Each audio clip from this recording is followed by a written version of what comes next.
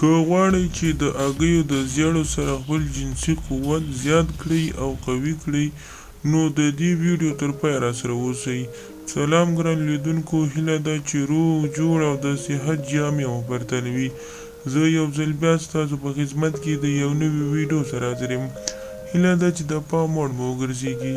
تر هر څه دمخه باید یادونه وکړم، که زموږ چینل مو نه وي سبسکرایب کړی نو زموږ چینل سبسکرایب کړئ او په خوا کې ورسره د ګونګړي نشان ووهئ.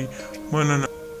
که غواړئ خپله جنسي اړیکه دوامداره کړئ او قوي کړئ نو هغه کار وکړئ چې ستاسو بدن ورته اړتیا لري.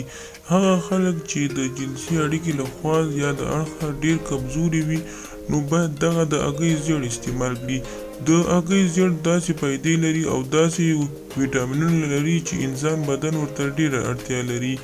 یعنې هغه ویټامینونه ورته باید کې شته په هګۍ کې چې تاسو یې هیڅکله سوچ هم نه وي کړی. که غواړئ چې تاسو خپل بدن قوي کړئ نو د هر سهار له خوا نه تاسو د هګۍ زیړ په شیدو کې وڅښئ. د دې طریقه تر ټولو بهترینه طریقه دا ده چې هر کله تاسو د سهار له خوا نه د خوب نه پاڅېدئ نو لومړی تاسو 2 دانې یا هم 3 دانې اصلي د کور هګۍ یا کورنۍ هګۍ باید پیدا کړئ او دا واخلئ او له هغه څخه یې سپین جدا کړئ. کله مو چې سپین جدا کړو نو تاسو به د دې سره 2 کاشوغې عسل هم باید ګډ کړئ.